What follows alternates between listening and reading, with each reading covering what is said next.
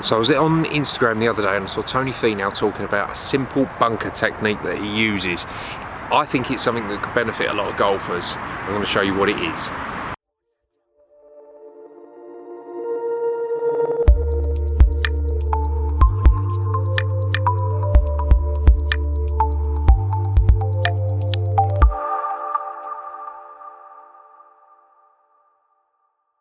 Bunker shots have to be one of the harder shots in golf. When you're faced with these on a golf course, it's not something that you like, and particularly at the moment where we've had a fair bit of rain over here in the UK, all of the bunkers are getting a little bit wet and firm, so it makes it harder to play the shots out. You're not going to get those nice, soft, fluffy lies. So what I saw Tony Finau talking about was something that really made an effective use of the bounce of the wedge when he's playing the bunker shot, which does make it easier. So to recap what bounce is, and I know I've spoken about this on previous videos, the bounce is the angle that's created from the back of the wedge to the leading edge, and that can vary club to club. So that normally marked on your club. So for example, I'm using my 58-degree wedge here, and the number underneath is 10. So you can see there, if I bring that in, 58-degree wedge with 10 degrees of bounce. Now, normally when you're getting a bounce on a sand iron or something like that, it's going to be slightly higher bounce. Bounce stops you digging the club into the ground and then losing control of it. So what you don't want to do when you're hitting a bunker shot is get that sort of real steep angle of attack, dig down and take loads of sand. You want to be, using the bounce, and it's that part of the wedge that needs to hit the ground, and then use that as the ball gets pushed out on sort of a cushion of sand. But that's really, really tricky to do for a lot of people.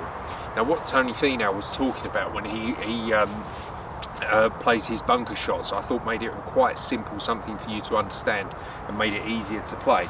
So I'll sort of talk you through it quickly. So here it was, essentially normal setup and stance for a bunker shot. So quite wide, a little bit further away from the ball, and that allows you to get your hands nice and low. So if your hands are nice and low, then you can open the club face up a lot to the target. So I like that. Weight slightly favouring the left hand side. Now the key information that he was talking about was, and he referred to it as rocking the baby.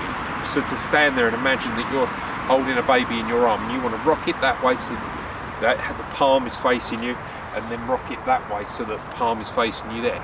That's going to allow you to use the bounce of the wedge, hit those higher bunker shots and get control of them and help generate some spin. And it's just a simple thing to think about and understand. So if you're standing there thinking, okay, so rock the baby that way, and have that in mind as how you're going to play the shot, then when you hold your wedge, to stand there and think, particularly on the way through, that you want the palm of your hand facing you, so that way you can really open up the club face, and that's going to help get the ball into the air and get you some control on these difficult shots. So it should look something like this.